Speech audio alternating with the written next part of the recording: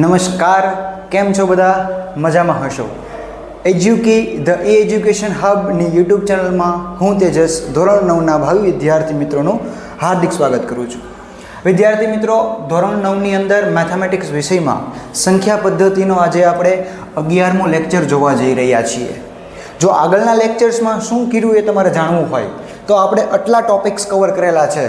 આ જે લેખા છે એ બધા ટોપિક્સ આપણે આગલા લેક્ચર સુધીમાં કવર કરેલા છે. જો તમે એ વિડીયો નથી જોયા તો નીચે ડિસ્ક્રિપ્શનની અંદર ગણિત વિષયના પ્લેલિસ્ટની લિંક આપેલી છે, તો તમે ત્યાં જઈને આ બધા જ વિડીયો જોઈ શકો છો. વિદ્યાર્થી મિત્રો, ગયા લેક્ચરમાં વાત કરી હતી કે આજે આપણે ભણવાના છીએ છેદનું સમયીકરણ. આજે એટલે કે આજના લેક્ચરમાં શું ભણવાના છીએ? છેદનું સમયીકરણ. તો આ શું છે? પહેલાં તો તમને છેદ એટલે શું ખબર છે કે P/Q સ્વરૂપમાં નીચેની સંખ્યા હોય એને છેદ કહેવાય, બરાબર છે? તો સમયીકરણ એટલે શું? તો કે ભાઈ તમને જે સંખ્યા આપી છે ને એ અપૂર્ણાંકના સ્વરૂપમાં હશે, તો એનો છેદ કેવો હશે? અસમય સંખ્યા હશે. કેવો હશે? અસમય સંખ્યા. તો એ અસમય સંખ્યાને આપણે દૂર કરીને ત્યાં સમય સંખ્યા લાવવાની છે. ફરીવાર કહું છું, તમને જે છેદ આપ્યો હશે એ કેવો હશે? અસમય સંખ્યા હશે. એને આપણે કન્વર્ટ શેમાં કરવાનો છે? સમય સંખ્યામાં. એટલે એ જે પ્રોસેસ છે, એટલે કે જે છેદ તમને અસમય આપ્યો છે એને આપણે સમય બનાવવાનો છે, તો એ પ્રક્રિયાને આપણે શું કહીએ છીએ? છેદનું સમયીકરણ કરે છે. બરાબર છે? તો આ જે સમયીકરણ કરવું છે તો આના માટે આપણે કરણી લેવી પડે. શું લેવી પડે? કરણી લેવી પડે. હવે આ કરણી શું છે એ હું તમને કહું આગળ. બરાબર છે? તો આપણે ઉદાહરણથી જ શરૂ કરીએ એટલે ડાયરેક્ટ ખબર પડે કે છેદનું સમીકરણ એક્ઝેક્ટલી છે શું. તમને લોકોને ઉદાહરણ 16 આપેલું છે કે 1/√2 ના છેદનું સમયીકરણ કરો. 1/√2 ના છેદનું સમયીકરણ કરો. મતલબ કે 1/2 તમને આપેલું છે. તો તમે પહેલી વાત એક નોટિસ કરો. શું નોટિસ કરવાનું છે?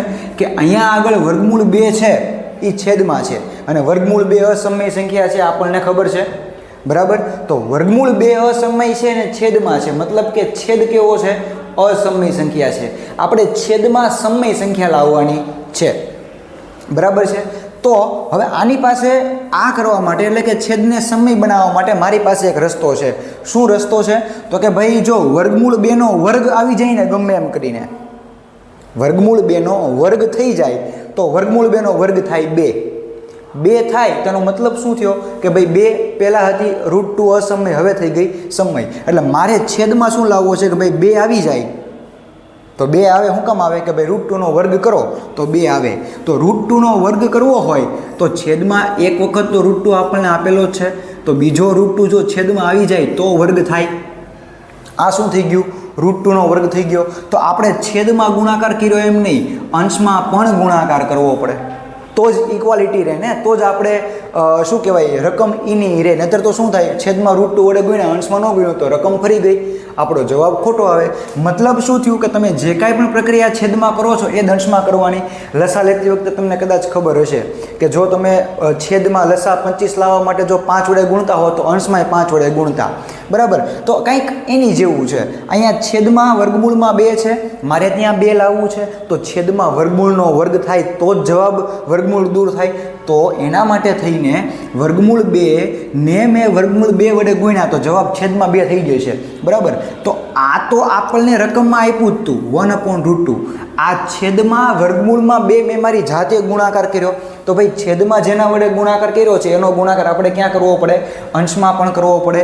તો આનો મતલબ એવો થયો કે ઉપર √2 ગુણ્યા 1 એટલે √2 પોતે, પણ છેદમાં √2 નો શું થયો? વર્ગ થયો, બરાબર છે? √2 નો વર્ગ થઈ ગયો. તો આનો મતલબ એવો થયો કે √2 ના છેદમાં, હવે √2 નો વર્ગ તો 2 પોતે થાય. ખ્યાલ આવે છે? તો હવે તમે ચેક કરો તો કે ભાઈ પહેલાં આપણને જે આપ્યો તો એ છેદમાં શું હતું? √2 હતું. હવે શું થઈ ગયું? જુઓ તો અમુક પ્રક્રિયા કર્યા પછી 2 થઈ ગયું. તો આજે આપણે ગુણાકારની પ્રક્રિયા કરીને અંશને છેદમાં, એને આપણે કરણી લીધી એવું કહેવાય. શું કહેવાય? કરણી લીધી એવું કહેવાય, બરાબર છે? શું કર્યું? તો કે છેદમાં √2 આપ્યો હતો એટલે કે કેવું હતું? એ અસમય સંખ્યા હતી. અમુક પ્રોસેસ એટલે કે કરણીની પ્રોસેસ કર્યા પછી અહીંયા શું મળ્યું આપણને? 2. મતલબ કે સમય સંખ્યા થઈ ગઈ, મતલબ છેદમાં પહેલાં હતું અસમય સંખ્યા, હવે આવી ગઈ સમય સંખ્યા. તો સાહેબ અંશમાં શું થયું જોવો તો, અંશમાં પહેલાં 1 હતો, એનો વર્ગમૂળ 2 થઈ ગયો. અંશમાં જે થવું એ થાય. આપણો ટોપિક શું છે? છેદનું સમીકરણ. છેદને સમય બનાવવાનો છે. અંશમાં ફેરફાર 100% થાય. શું કામ થાય? કારણ કે તમે છેદને સમય કરવા માટે જેના વડે છેદમાં ગુણશો તો અંશમાં પણ ગુણવું પડશે. તો અંશમાં ફેરફાર થશે, ભલે થાય, આપણો છેદ સમય થવો જોઈએ. બરાબર છે. તો અહીંયા વર્ગમૂળ 2 આવવાથી વર્ગમૂળ 2 હતો તો એના વડે મેં ગુણી નાખ્યું અંશ અને છેદમાં બંનેમાં. તો છેદમાં વર્ગમૂળમાં 2નો વર્ગ થઈ ગયો, તો છેદમાં 2 આવ્યું, તો અંશમાં વર્ગમૂળ 2 આવી ગયું. ભલે ને આવી ગયું, આપણને શું વાંધો છે? આપણો છેદ સમય થવો પડે. ચલો આટલું ક્લિયર છે. મતલબ વર્ગમૂળ 2નું આપણે સમીકરણ કર્યું તો આપણને શું મળ્યું? √2/2 મળ્યું. તો આ શું મળ્યું આપણને? છેદ સમય થઈ ગયો એમ કહેવાય. ચલો ખબર પડે છે. થોડુંક આગળ વધીએ. શું આગળ વધીએ? તો 17મું ઉદાહરણ તમને આપેલું છે. શું આપ્યું જુઓ, 2 વત્તા વર્ગમૂળ 3. ક્યાં આપ્યું છે? છેદમાં. એટલે કે 1/2 વત્તા વર્ગમૂળમાં 3નું આપણે શું કરવાનું છે? આના આ જે આપણને સંખ્યા આપી છે આના છેદનું સમીકરણ કરવાનું છે. તો ભાઈ હવે આપણે હલવાના. જુઓ આપણે ગયા લેક્ચરમાં આવી વાત કરી હતી, ખબર છે? a વત્તા વર્ગમૂળમાં b હોય અને a ઓછા વર્ગમૂળમાં b હોય. તો આનો જવાબ શું આવ્યો હતો? a² - b. યાદ છે કે નથી યાદ? તો જુઓ તો આ a વર્ગ એટલે કે આ સમય સંખ્યા છે. સમય સંખ્યાનો વર્ગ સમય સંખ્યા થશે. -b, b એટલે કે √b નો વર્ગ b થઈ ગયો. બરાબર છે. તો આ કેવી સંખ્યા મળી? સમય સંખ્યા મળી. તો મારે હવે છેદમાં સમય સંખ્યા લાવવું છે. તો તમે જુઓ, ચેક કરજો, રકમમાં આપણને શું આપ્યું છે? 1/2 વત્તા વર્ગમૂળમાં 3. હવે મારે અહીંયા સમય લાવી છે. તો સમય લાવી હોય તો મારે શું કરાય ભાઈ? આનો વર્ગ કરી નાખું. જો આનો વર્ગ કરી નાખું ને તો શું થાય ખબર છે? 2નો વર્ગ 4 વત્તા 2 ગુણ્યા પેલું બીજું પદ, એટલે અહીંયા 2 વર્ગમૂળમાં 3 ગુણ્યા 2 વત્તા વર્ગમૂળ 3નો વર્ગ 3. તો અહીંયા શું થશે? 4 વર્ગમૂળ 3 અને અહીંયા 4 ને 3 7. તો પાછો વર્ગમૂળ તો રહ્યો જ તે. જુઓ તો છેદમાં વર્ગ કરવાથી આપણો જવાબ આવવાનો નથી. તો શું કરવું પડશે? તો કે ભાઈ મને એક વસ્તુ ખબર છે. શું ખબર છે? કે જો હું કંઈક આવું કરી નાખું, જો મને આવું આપ્યું છે 1/2 વત્તા વર્ગમૂળમાં 3. તો જોજો હું આના વડે ગુણી નાખું 2 - વર્ગમૂળમાં 3 અને 2 - વર્ગમૂળમાં 3. જો મેં છેદમાં ગુણ્યા એટલે અંશમાં પણ ગુણવા પડે. આપણે પહેલાં વાત કરી. આવું કરવાથી મને શું ફાયદો થયો ખબર છે? તમે જુઓ અહીંયા મને a વત્તા વર્ગમૂળમાં b, a ઓછા વર્ગમૂળમાં b, મતલબ a વત્તા b, a ઓછા b, એવું કંઈક નિત્યસમ 3 જેવું દેખાય છે. આવું કરવાથી મને ફાયદો શું થયો જુઓ તો અહીંયા પ્રથમ પદનો વર્ગ થશે, એટલે કે 2નો વર્ગ -√3નો વર્ગ થશે, કારણ કે -b આપ્યું છે. તો આ કેટલો થશે?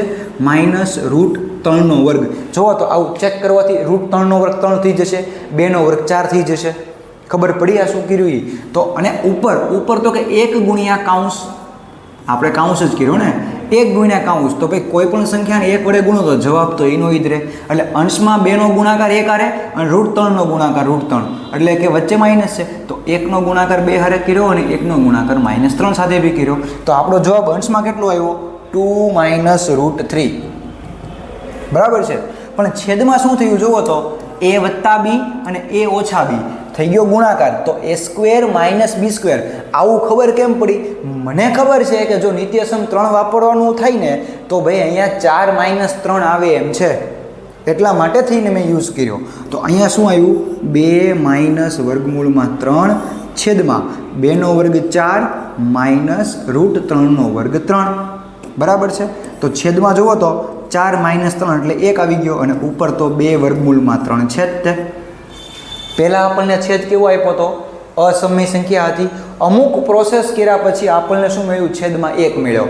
ગમે એ મળે, સમય સંખ્યા મળી ગઈ, બસ મતલબ કે આપણા છેદનું સમીકરણ થઈ ગયું. ખબર પડે છે હું શું કહ્યું? અહીંયા 2 વત્તા વર્ગમૂળમાં 3 છે તો હું એક એવો ગુણાકાર કરીશ કે 2 ઓછા વર્ગમૂળમાં 3, જેથી કરીને મને a વત્તા b, a - b એટલે કે a² - b² વાળી ટર્મ મળે. તો જો વર્ગમૂળવાળા પદનો વર્ગ હશે ને તો વર્ગમૂળ દૂર થઈ જશે, એટલે આપણે સરળતાથી સાદુરૂપ આપણે આપીને આગળ દાખલો વધારી શકશું. ચલો એટલો ખબર પડી ને. હવે આમાં કદાચ ન ખબર પડી હોય તો જેની પછી દાખલો છે, આમાં પ્રેક્ટિસ કરશો ને તો જ આવડશે. બાકી એક દાખલામાં તમે મૈથા કરશો તમારો મેળ આવવાનો નથી. બરાબર છે. પણ આપણે આ પ્રોસેસ કઈ કરી તો કે ભાઈ કરણી લઈને દાખલો ગણ્યો. કરણી લેવાથી કોનો ગુણાકાર કર્યો તો કે ભાઈ મેં 2 - √3 નો ગુણાકાર કર્યો. કોનો કર્યો?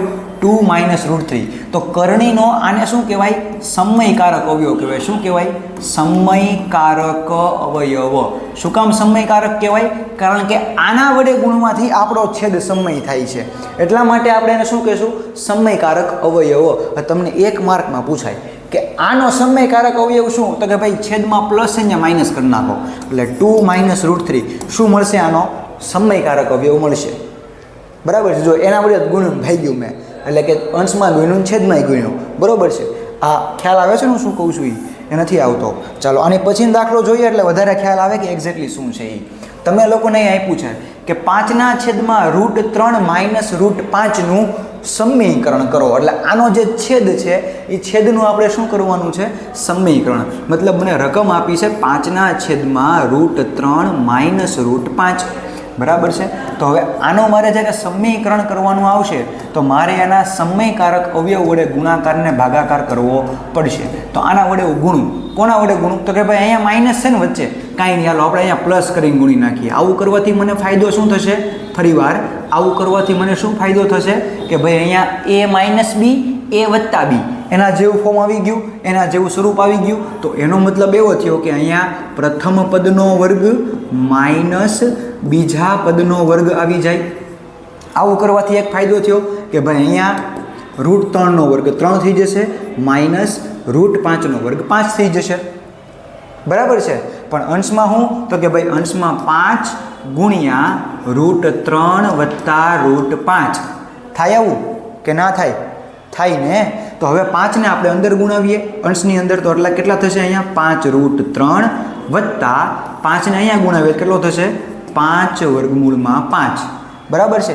અંદર ગુણાકાર ન કરતા હો, ગુણાકાર તો જ થાય. જો અહીંયા વર્ગમૂળ 5 હોત ને તો 5 તેરી 15 થાત, 5 પંચા 25 થાત. પણ અહીંયા વર્ગમૂળ નથી. તમને ગુણાકાર આવડતા હશે, આપણે આ બધું અગાઉ શીખી ગયા છીએ. તો 5 ને અંદર ગુણાવો તો 5/3 અને અહીંયા ગુણાવો તો 5/5. એટલે અંશમાં આ બેનો ગુણાકાર થયો, છેદમાં આ બંનેનો ગુણાકાર કરવા મને તો નિત્યસમ દેખાય છે કે 3/3 માઇનસ √5 અને √3 વત્તા √5 એટલે કે a - b a વત્તા b એટલે કે પહેલા પદનો વર્ગ માઇનસ બીજા પદનો વર્ગ થઈ ગયો. તો 3 માંથી 5 જાય કેટલા વધે ભાઈ? -2 વધે. અને ઉપર કેટલા છે? 5/3 વત્તા 5/5. બરાબર છે. અને આ માઇનસ નિશાની જો છેદમાં ન રાખવી હોય તો આપણે અંશમાં આપી દઈએ. એટલે અંશમાં -3 5/5 વત્તા 5/3 છે. 5/3 વત્તા 5/5 છેદમાં 2. મારો ગોલ શું હતો? મારો ઉદ્દેશ્ય શું હતો? કે છેદને સમય બનાવો. તો અહીંયા કેવું હતું? જો √3 ઓછા √5 એટલે અસમય સંખ્યા છે. કરણીની બધી પ્રોસેસ કર્યા પછી મને છેદ કેવો મળ્યો? 2. 2 કેવી સંખ્યા છે? સમય સંખ્યા છે. મતલબ આપણે આના છેદનું સમીકરણ કર્યું એટલે મને આવો કંઈક જવાબ મળ્યો. બરાબર છે. ચલો હવે થોડુંક આગળ ચર્ચા કરવી છે. આગળ ચર્ચા કરવી છે ઉદાહરણ 19ની. ઉદાહરણ 19ની. તો જો ઉદાહરણ 19માં શું કીધું છે કે ભાઈ 1/7 વત્તા 3/2 નું સમીકરણ કરો. તો કે ભાઈ 1/7 વત્તા 3/2 જોઈએ છે. આવું આપેલું છે તો મારે કોના વડે ગુણાકાર કરવો પડશે?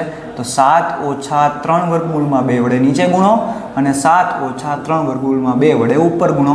એનો મતલબ શું થયો કે આપણા માટે આ શું બનશે? સમયકારક અવયવ બનશે. શું બનશે? સમયકારક અવયવ. દરેક વખતે લખવું જરૂરી નથી, પણ આ તો તમને સમજાય એટલા માટે લખું છું. કોને સમયકારક અવયવ કહેવાય? કોને કહેવાય? જો શોર્ટકટમાં જોવું હોય તો છેદમાં જે સંખ્યા આપી છે અહીંયા વચ્ચે પ્લસ છે તો વચ્ચે માઇનસ કરી નાખો, વચ્ચે માઇનસ છે તો પ્લસ કરી નાખો અને મૂકી દો તો તમારો સમયકારક અવયવ મળશે. બરાબર છે. ચાલો હવે આમાં શું કરશું? તો કે ભાઈ અંશમાં 1 ગુણ્યા 7 - 3/2 અને છેદમાં શું થશે? જુઓ, ચેક કરો. અહીંયા a વત્તા b a ઓછા b છે ને, નિત્યસમ 3 જેવું. જો એક કાઉન્સમાં સરવાળો છે, એક કાઉન્સમાં બાદબાકી છે, બંને કાઉન્સ સરખા છે. તો એનો મતલબ કે પ્રથમ પદનો વર્ગ માઇનસ બીજા પદનો વર્ગ આવું થાય. બરાબર છે, માઇનસ બીજા પદનો વર્ગ. તો આ એક અંદર ગુણાવો તો 7 એકા 7 માઇનસ એક અંદર ગુણાવો એટલે 3 વર્ગમૂળમાં 2 આમ નામ. બરાબર છે. ચાલો 7નો વર્ગ કેટલો થાય? 49 માઇનસ કૌંસમાં 3નો વર્ગ 9 ગુણ્યા √2નો વર્ગ 2. ચાલો બરાબર છે, આટલું ક્લિયર છે ને? 3નો વર્ગ 9 થયો, √2નો વર્ગ 2 થયો. તો અહીંયા શું થશે? 7 માઇનસ 3√2 અપોન 49 માઇનસ 9 દુને 18. ચલો આટલી ખબર પડે છે હું શું કરાવું છું એ કે નથી ખબર પડતી? ઓકે ચાલો પડી. તો હવે શું કરવાનું બાકી છે? તો કે ભાઈ બાદ બાકી કરી નાખો છેદમાં, એટલે આપણું કામ પતી ગયું. શું થશે? ચાલો ભાઈ 49 માંથી 18 બાદ કરો એટલે કેટલા વધશે? 31. કેટલા વધશે? 31. બરાબર છે. તો આપણને અહીંયા કેવો છેદ આપ્યો હતો? અહીંયા આગળ છેદ કેવો હતો? અસમય સંખ્યા. આપણને કેવો મળ્યો? સમય સંખ્યા મળી. બરાબર છે. તો આ આપણે છેદનું સમીકરણ કર્યું. કઈ પ્રોસેસથી? તો કે ભાઈ કરણી લઈને. કરણી લેવામાં શું કરવું પડે? તો કે ભાઈ સમયકારક અવયવ વડે ગુણાકાર કરો અને ભાગાકાર કરો એટલે તમને શું મળે? કરણી. કરણી લેવાની થઈ ગઈ. તો ભાઈ અહીંયા 7 વત્તા 3√2 હતો તો આનો સમયકારક અવયવ શું મળે? 7 માઇનસ 3√2. બરાબર છે. જો એના વડે મેં ઉપરે ગુણ્યું ને એના વડે નીચે પણ ગુણ્યું. બરાબર છે. તો આપણને શું મળી ગયો? એનો સમયકારક અવયવ મળી ગયો અને આપણે દાખલો આગળ વધારીને છેદને સમય કરી દીધો છે. ચલો બરાબર છે ને મિત્રો? સમજાતું હોવું જોઈએ. હો ન સમજાય તો કમેન્ટ કરજો, આપણે ફરીવાર પ્રયત્ન કરશું લાઈવ થઈને. બરાબર છે. ચાલો સ્વાધ્યાય 1.4નો પ્રશ્ન 5 તમને આવો આપ્યો છે કે નીચેની આપેલી સંખ્યાઓના છેદનું સમીકરણ કરો. 4 દાખલા તમને આપેલા છે. ચાલો પહેલો દાખલો શું છે? 1 ના છેદમાં વર્ગમૂળ 7. આપણે જુઓ અહીંયા હમણાં જોયો હતો. કેવો દાખલો જોયો ખબર છે? ગયો આ રહ્યો. જુઓ અહીંયા 1/√2 છે અને અહીંયા આ સ્વાધ્યાયના પહેલા દાખલામાં આપણને શું આપ્યું છે? 1 ના છેદમાં √7. દાખલો થોડોક જ છે, નાનો એવો જ છે, ઓલા જેવો જ છે. તો અહીંયા વર્ગમૂળ 7 છે. તો વર્ગમૂળ 7 ને મારે જો સમય કરવા હોય તો છેદમાં વર્ગમૂળ 7નો વર્ગ કરવો પડે. તો ભાઈ છેદમાં વર્ગમૂળ 7નો વર્ગ કરવા માટે વર્ગમૂળ 7 વડે ગુણવા પડે. તો કે ભાઈ ઉપરે ગુણવા પડે, એ વગર રસ્તો નથી. તો આનો સમયકારક અવયવ કયો થયો? √7 જ થયો. જો સિંગલ સંખ્યા આપી હોય તો એ પોતે જ સમયકારક અવયવ બને, અને જો પ્લસ માઇનસ આપ્યું હોય તો વચ્ચે નિશાની ચેન્જ કરીને મૂકી દેવાનું. હમણાં આગળ પાછા બીજા દાખલાઓ જોઈએ શું છે એટલે તમને ખ્યાલ આવે. 1 ગુણ્યા √7 કેટલો થાય? √7 થાય. અને √7 ગુણ્યા √7 એટલે કે √7નો વર્ગ. કોઈ પણ સંખ્યા 2 વાર ગુણાય એટલે એનો વર્ગ થાય ને. આવું 8મા ધોરણમાં તમને વર્ગ અને વર્ગમૂળના ચેપ્ટરમાં શીખવ્યું હશે કે કોઈ પણ 2 સંખ્યાનો એક સાથે ગુણાકાર કરો, એક જ સંખ્યાનો 2 વખત ગુણાકાર કરો તો એ સંખ્યાનો વર્ગ થઈ જાય. તો √7ના છેદમાં વર્ગમૂળમાં 7નો વર્ગ એટલે કે 7. તમે પાછો પ્રશ્ન કરશો સાહેબ અસમય છેદ તો હતો પણ હવે એ સમય થઈ ગયો તો અંશનું જે થવું એ થાય. આપણે સાચો લખવાનો, સાચો પ્રોસેસ કરીને લખવાનો. આપણું ફોકસ ક્યાં છે? ભાઈ છેદને સમય કરવાનો છે. બાકી અંશમાં જે થવું એ થાય પણ સાચી પ્રોસેસ કરીને કરવાનું. ખોટું નહીં. સાહેબે કીધું જે થવું એ થાય, જે મૂકી દો એમ નહીં.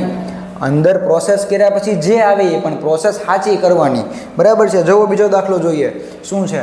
આપેલ સંખ્યાનું છેદનું સમીકરણ કરો. તમને આવી સંખ્યા આપી છે તો આમાં શું કરશો કે ભાઈ √7 ઓછા √6 અને ઉપર 1 આવું આપ્યું છે તો આનો ગુણાકાર મારે કરવો પડશે કોના વડે?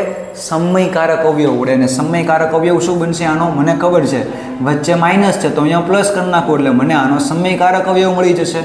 બરાબર ખબર પડે છે ને કે નથી પડતી? બરાબર ખબર પડે છે. સરસ. ચાલો હવે ઉપર શું થશે?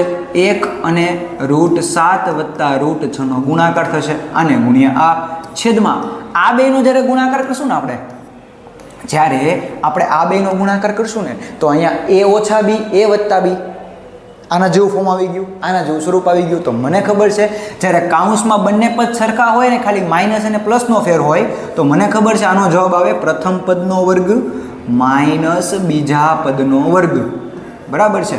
તો અહીંયા શું થશે? જુઓ હવે અંશમાં તો 1ને અંદર ગુણાવી દો એટલે 1 ગુણ્યા √7 પોતે આવે અને 1 ગુણ્યા √6 તો √6 પોતે આવે. પણ નીચે √7નો વર્ગ 7 થશે માઇનસ √6નો વર્ગ 6 થશે. આનો મતલબ એવો થયો કે વર્ગમૂળમાં 7 વત્તા વર્ગમૂળમાં 6 છેદમાં 7માં 6 જાય તો 1 વધે. આપણને છેદ કેવો આપ્યો હતો? અસમય સંખ્યા. આપણને કેવો મળ્યો? સમય. કઈ પ્રોસેસ કરી? તો કે ભાઈ કરણી લીધી. કોની કરણી લીધી? તો કે ભાઈ સમયકારક અવયવની. આનો સમયકારક અવયવ શું મળે? તો કે ભાઈ અહીંયા પ્લસ કરી નાખો એટલે સમયકારક અવયવ મળે. બરાબર છે? ખ્યાલ આવે છે ને શું કહું છું એ? ઓકે, ચાલો. તો આ દાખલાનો આપણો છેદ અસમય આપ્યો તો સમય થઈ ગયો, મતલબ આ છેદનું સમીકરણ થઈ ગયું. અંશમાં ભલે જે આવ્યું એ આવ્યું, પણ આપણે સાચું લાવ્યા છીએ. અંશમાં જે આવ્યું એ પણ કેવું આવ્યું છે? સાચું આવ્યું. જો કેવું સાચું આવ્યું છે? તો કે ભાઈ 1 ગુણ્યા √7 જ થાય. 1 ગુણ્યા √6 થાય. આપણે કંઈ ખોટા ગોખલા નથી કર્યા. અંશમાં કંઈ ખોટું નથી કર્યું, પણ ગુણાકાર કરવાથી જે જવાબ આવ્યો એ મૂક્યો.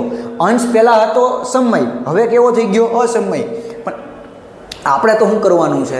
છેદનું સમીકરણ કરવાનું છે. અંશનું જે થવું એ થાય. બરોબર, મેં તમને પહેલાં કીધું. એટલે આ પ્રોસેસથી આપણે છેદને સમય બનાવી શકીએ છીએ. પાંચમાનો ત્રીજો પ્રશ્ન જુઓ, શું આપ્યું છે? 1/5 વત્તા વર્ગમૂળમાં 2. તો અહીંયા 1/5 વત્તા વર્ગમૂળમાં 2 નો સમયકારક અવયવ વડે ગુણાકારને ભાગાકાર કરી નાખો એટલે મને મારો છેદ છે એ સમય થવા તરફ આગળ વધી રહ્યો થશે. તો અહીંયા જુઓ તો તમે, અહીંયા છે ને ભાઈ √5 વત્તા √2 આપ્યું છે છેદમાં. તો આનો સમયકારક અવયવ શું મળશે? √5 - √2. વચ્ચેની નિશાની ફેરવી નાખવાની સમયકારક અવયવ મૂકવો હોય એટલે. તો ચાલો, આવું કરવાથી શું ફાયદો થયો? કે ભાઈ અંશમાં તો ભાઈ 1 ગુણ્યા એટલે કે ગુણાકાર કરવાનો છે √5 ઓછા √2 નો. અને છેદમાં શું થશે? તો કે ભાઈ a વત્તા b, એક કાઉન્સમાં અને બીજા કાઉન્સમાં a ઓછા b, એટલે કે બંને પદો સરખા છે, વચ્ચે ખાલી પ્લસ માઇનસનો ફેર છે. તો મને આનો જવાબ ખબર શું આવે? કે ભાઈ પ્રથમ પદનો વર્ગ માઇનસ બીજા પદનો વર્ગ. બરાબર છે? તો ચેક કરો તો અહીંયા શું થશે? અંશની અંદર 1 ની અંદર ગુણાવો તો √5 ગુણ્યા 1 √5 માઇનસ √2 ગુણ્યા √1 એટલે કે √2 છેદમાં શું? તો કે √5 નો વર્ગ 5 માઇનસ √2 નો વર્ગ 2. ચલો, આવું થશે. ચાલો, તો ઉપર તો ભાઈ હવે કાંઈ થવાનું નથી, ઉપર તો હિસાબ થઈ ગયો, પણ નીચે બાકી છે 5 - 2 કેટલા આવે? 3 આવે. આપણને છેદ કેવો આપ્યો તો? અસમય સંખ્યા. થઈ ગયો કેવો? તો કે ભાઈ સમય સંખ્યા. અંશમાં જે થવું એ થાય, પણ સાચું થવું પડે. આપણે સાચું જ કર્યું છે કે ખોટું નથી કર્યું. 1 નો ગુણાકાર √5 હારે √5 મળ્યો, માઇનસ 1 નો ગુણાકાર √2 હારે √2 મળ્યો. બરાબર છે? ચાલો આપણે આગળ વાત કરીએ. છેલ્લો દાખલો શું છે? છેલ્લો દાખલો તો કે ભાઈ આનું સમીકરણ કરવાનું છે. તો આનું સમીકરણ કરવું હોય તો કે ભાઈ આ સંખ્યાને મારે ગુણાકારને ભાગાકાર કરવો પડશે. કોનો? તો કે ભાઈ આના સમયકારક અવયવ વડે. તો આનો સમયકારક અવયવ શું મળશે? 7 વત્તા 2. શું કામ? કે ભાઈ નિશાની ચેન્જ કરી નાખો એટલે મને સમયકારક અવયવ મળે. એટલું આપણે શીખ્યા છીએ. બરાબર? ચાલો, તો આનો સમયકારક અવયવ શું મળ્યો? √7 વત્તા 2 અને છેદમાં પણ એના વડે ગુણી નાખીએ. આપણે અંશ અને છેદમાં બંનેને શું કરવાનું? સમયકારક અવયવ વડે ગુણાકાર કરવાનો થાય છે. બરોબર છે? ક્લિયર છે એટલું? પાક્કું? સરસ. ચાલો, તો હવે આપણે ગુણાકાર તરફ આગળ વધીએ. તો જ્યારે 1 નો ગુણાકાર √7 વત્તા √2 સાથે કરીએ એટલે આપણને કંઈક આવું મળે, √7 + 2.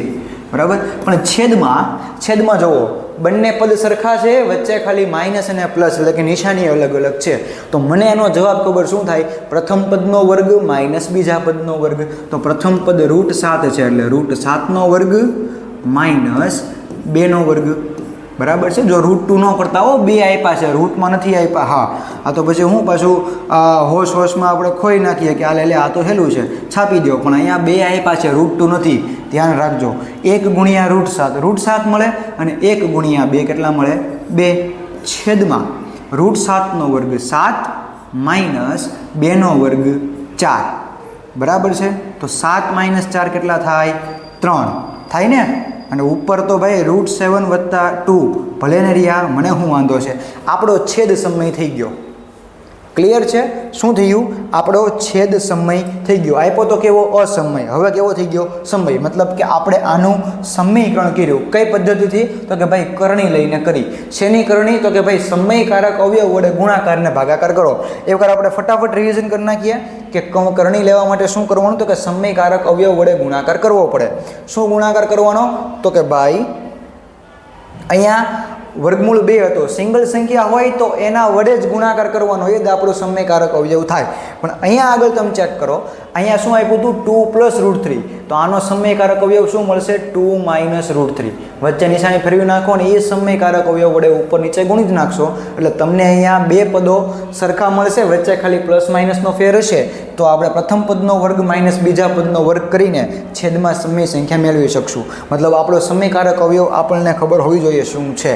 બરાબર છે. ચાલો પછી આમાં સમયકારક અવયવ શું મળશે કે છેદમાં માઇનસ છે એટલે અહીંયા √3 + √5 શું મળશે આપણી આ સંખ્યાનો સમયકારક અવયવ. શું કામ સમયકારક અવયવ કે છેદનું સમીકરણ કરવું છે એટલા માટે સમયકારક અવયવ વડે ગુણીને ભાગી નાખીએ, જેને આપણે કરણી લઈએ એમ કહીએ છીએ.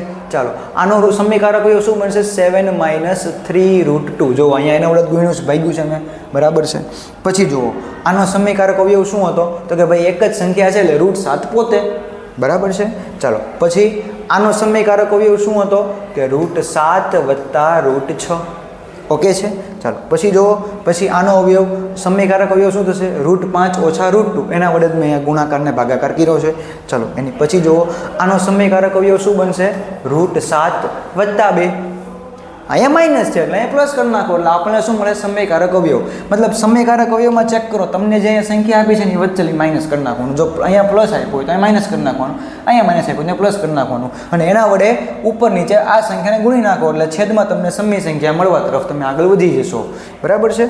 ચાલો તો આ તમને ખ્યાલ આવ્યો કે આજના ટોપિકમાં આપણે શું ચર્ચા કરી કે છેદને સમય કેમ બનાવવો, અંશનું જે થવું થાય પણ પ્રોપર મેથડ સાથે અંશ વિખાઈ જવો ન પડે. હા સમયમાંથી અસમય થઈ જાય ઓકે છે પણ વિખાઈ જવો ન પડે. તમે ગમે મૂકી દો એમની પ્રોપર મેથડ સાથે, પ્રોપર સ્ટેપ સાથે, પ્રોપર સાદુરૂપ સાથે અંશને આપણે રાખવાનો છે. તો આજે આપણે એટલું રાખીએ છીએ. આવતા વિડીયોમાં ચેપ્ટરને આગળ વધારશું.